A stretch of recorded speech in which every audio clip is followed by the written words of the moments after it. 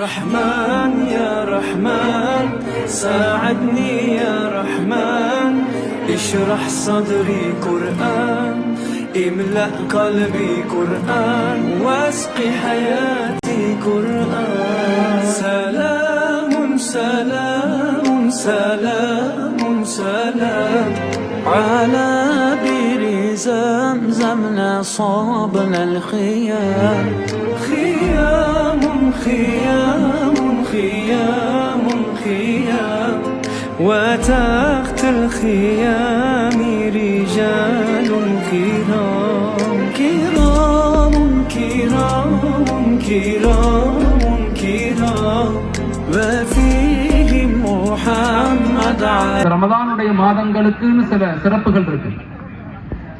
நம்முடைய வாழ்க்கையில ஒரு செல்ஃப் ரிவ்யூ பண்ணணும். நம்ம இந்த மாதத்துல நாம நம்முடைய வாழ்க்கையை எப்படி அமைச்சுக்கிட்டோம், நம்முடைய தொழுகை சரியாகுதா, நம்முடைய குடும்பம் சரியாக இருக்குதா, நம்முடைய வியாபாரங்கள்ல நேர்மையான வியாபாரங்கள் செய்யணுமா, நம்முடைய உறவுகளை அனுசரிச்சு வாழ்றோமா, நம்முடைய ரிலேஷனை சரியா பயன்படுத்திக்கிறோமா, நம்முடைய குழந்தைகளை ஒழுங்காக வளர்க்கிறோமா, நம்மளால யாரும் பாதிக்கப்பட்டாங்களா அப்படிங்கறத பத்தி செல்ஃப் அனலைசிங் பண்ணணும். இந்த மாதத்தினுடைய நோக்கமே என்னன்னா, ஒரு மனிதன் தன்னை பக்குவப்படுத்த பழகணும், தன்னைத்தானே மாத்திக்கொள்ளணும். அதுக்குத்தான் அல்லாஹு தாலா இந்த வாய்ப்புகளை ரமதானுடைய மாதங்களை கொடுத்துக்கிட்டே இருக்கிறான்.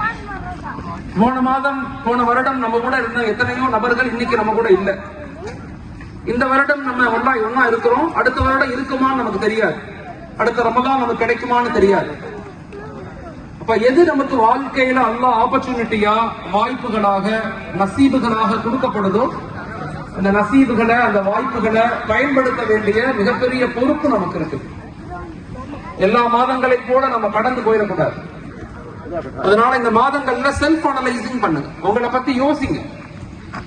நான் மாறிட்டேனா, என்னுடைய தொழுகையில ரூஹானியத் வந்துருச்சா, என் குர்ஆன் நான் கத்துக்கொண்டனா, நான் நேர்மையான வாழ்க்கை வாழ்றேனா அப்படிங்கறத நம்ம செல்ஃப் அனலைசிங் பண்ணக்கூடிய மிக முக்கியமான மாதம் தான் இந்த ரமதானுடைய மாதம். ஒரு சமூக வளர்ச்சி அடையணும் அப்படிங்கறதுல நம்ம எல்லாருமே இன்னைக்கு ஆசைப்படுறோம். நம்முடைய சமூகம் இஸ்லாமிய சமூகம் பின்தங்கிய சமூகமாக இருக்கும், நம்ம வளர்ச்சி அடையணும், தரங்கி ஆகணும், டெவலப் ஆகணும்னு சொல்லி எல்லாருமே நம்ம யோசிக்கிறோம். ஆனா அதை செயல்படுத்துறோமா, அந்த வாழ்க்கையில இம்ப்ளிமெண்டேஷன் பண்றோமா அப்படின்னா ரொம்ப பலகீனமா இருக்கும். கேட்கிறோம், பேசுறத கேட்கிறோம், கவலைப்படுறோம், அப்புறம் கலைஞ்சு போனோடனே மறந்து போயிடுறோம். அப்படி இல்லாம இந்த மாதங்கள்ல நம்ம எல்லாருமே சில உறுதிமொழிகளை எடுக்கணும். சில உறுதிமொழிகள் நம்முடைய சில அடிப்படையான வாழ்க்கையில சில, நான் இந்த மாதத்துல இருந்து நான் என் வாழ்க்கையை எப்படி மாத்திக்கொள்ள போறேன், இப்ப 4 விஷயங்களுக்கு ரொம்ப கவனமாக நீங்க முக்கியத்துவம் கொடுக்கணும். ஒன்று, உங்களின் மீது உங்களை நீங்க சரி செய்து கொள்ளுங்க. உங்களை நீங்க சரி செய்யாம உங்களால யாரையுமே சரி செய்ய முடியாது. நீங்க மாறாம சமூகத்துல உங்களால மாற்ற முடியாது. நீங்க தொழுகாம யாரையும் தொலை வைக்க முடியாது. நீங்க நேர்மையாக இல்லாம மற்றவங்களை நேர்மையாக உருவாக்க முடியாது. மற்றவங்கன்னா யாருன்னா உங்க பிள்ளைகளை சொல்றேன், உங்க குழந்தைகளை உங்களால உருவாக்க முடியாது, உங்களுடைய குடும்பங்களை உங்களால உருவாக்க முடியாது. தயவு செய்து உங்களுடைய குடும்பங்களை பாதுகாத்துக் கொள்ளுங்க. இன்னைக்குள்ள சூழ்நிலையில, இன்னைக்குள்ள பிரச்சனைகள்ல, இன்னைக்குள்ள கலாச்சார மாற்றங்கள்ல, இன்னைக்குள்ள பித்தனாக்கள் குழப்பங்கள்ல உங்களுடைய குடும்பங்களை குழந்தைகளை பாதுகாத்துக் கொள்ளுங்க. அப்படி பாதுகாக்கணும்னா முதலாவதாக நீங்க செய்ய வேண்டியது உங்களை நீங்க வலிமைப்படுத்திக் கொள்ளுங்க, உங்களை சரி செய்து கொள்ளுங்க. அதுக்குத்தான் இந்த ரமதானுடைய மாதம். என்னுடைய பேச்சு, என்னுடைய நடவடிக்கை, என்னுடைய வார்த்தைகள், என்னுடைய செயல், என்னுடைய பிசினஸ், என்னுடைய வாழ்க்கை முறை எல்லாத்திலையும் அல்லாஹ்வுக்கு பிடித்தமான வாழ்க்கையை நான் வாழ்றேனா அப்படிங்கறத கொஞ்சம் யோசிச்சு பாருங்க.